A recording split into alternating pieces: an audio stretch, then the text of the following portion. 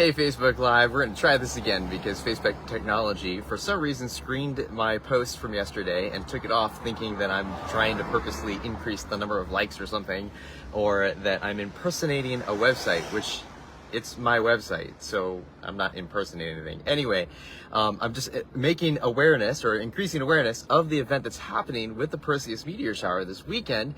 And so if you didn't catch yesterday's Facebook Live, you can click in the link down below and to navigate how to pre-register it and all the important details as far as packing lists, what time to arrive in order to maximize your experience with the Perseid Meteor Shower. If you don't know what a meteor shower is, I'll explain it a little bit. I'm a little science geek. So if this is the sun in the middle and you've got the planets orbiting around the sun in a plane, then every now and then, I think it's like 125 years, every 125 years there's an asteroid that goes perpendicular through our solar system, leaving a bunch of debris. And so it circles back around, and all that debris, as the Earth goes through that trail of debris, catches a bunch of the tiny asteroids and pulls them into the Earth's gravitational pull, burning up in our atmosphere, and we see them as shooting stars.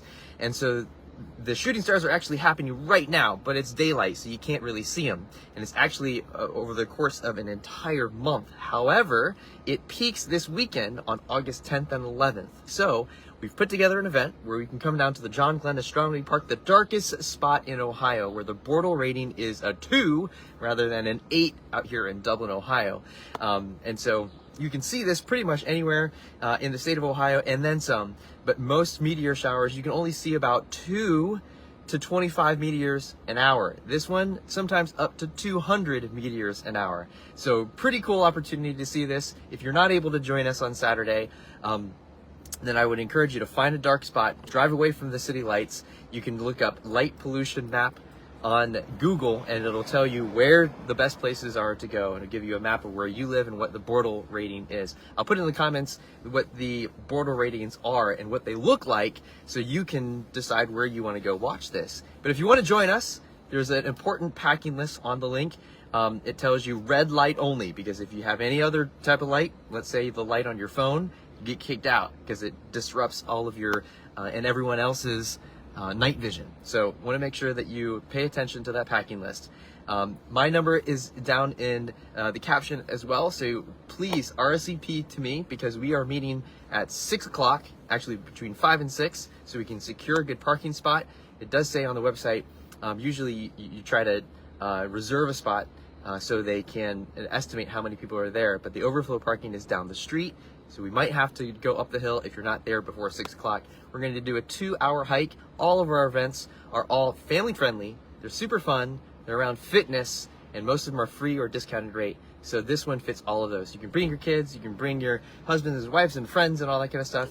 And we'll be doing some connected activities as we're hiking through the woods for the first 2 hours.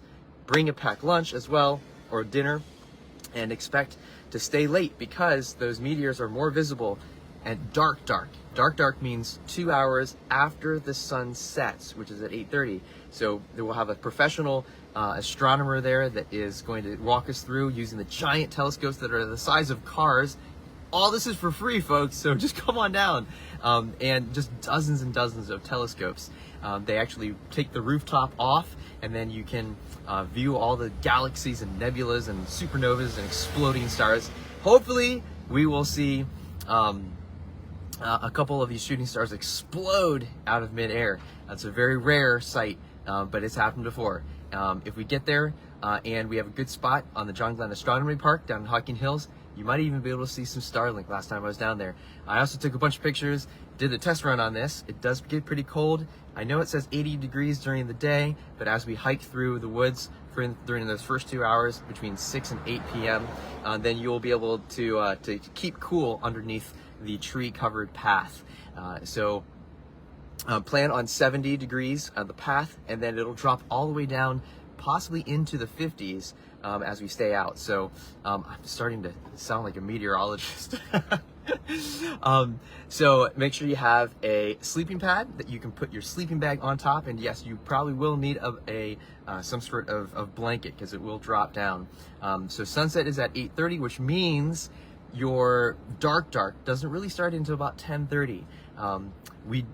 If you stay all the way throughout the night, which you're welcome to leave whenever you want to, but I think sunrise is at 6:30, which means 2 hours before sunrise, 4:30 is when the stars will start disappearing.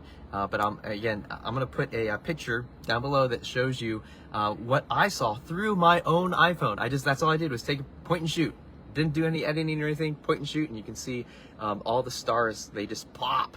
And all of the Milky Way, like with your naked eye, you'll be able to see all that. So super fun activity, family friendly, it's free. Again, you can see all the details on there down below.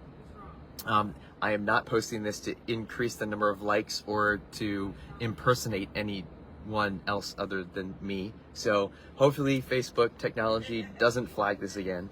But if you want to bring some friends and whatnot, we've got plenty of space on there. But make sure you RSVP so I can give you some more important details. All right, we'll catch you later.